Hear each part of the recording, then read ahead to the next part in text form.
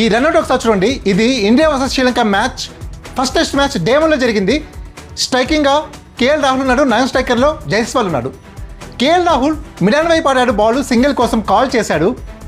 Sri Lankan bowler బాల్ని పట్టుకోవడంలో collision అయినాడు నాన్ స్ట్రైకర్లో ఉన్న జైస్వాల్తో. దీంతో జైస్వాల్ బ్యాలెన్స్ మిస్ కింద పడ్డాడు.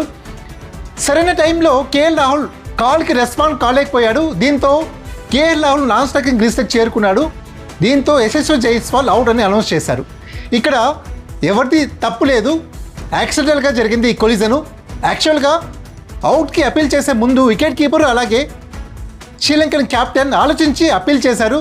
ఇది వాంటెడ్గా కొలిజన్ కాలేదు కాబట్టి ఎంపైర్స్ కూడా అవుట్ ఇచ్చారు. కానీ స్పోర్ట్స్ మ్యాన్షిప్ అలాగే స్పిరిట్ ఆఫ్ ది గేమ్ ఒకటి ఉంటుంది, అది కన్సిడర్ చేసి ఉండాలి శ్రీలంకన్ ఫీల్డర్స్ అలాగే కెప్టెన్ కూడా. మన ఇండియన్ టీం చాలాసార్లు spirit of the game follow అయ్యారు, స్పోర్ట్స్ మ్యాన్షిప్ని ఫాలో అయ్యారు. ఇక్కడ కొలిజన్ జరిగింది, దాంతో బ్యాలెన్స్ మిస్ అయింది.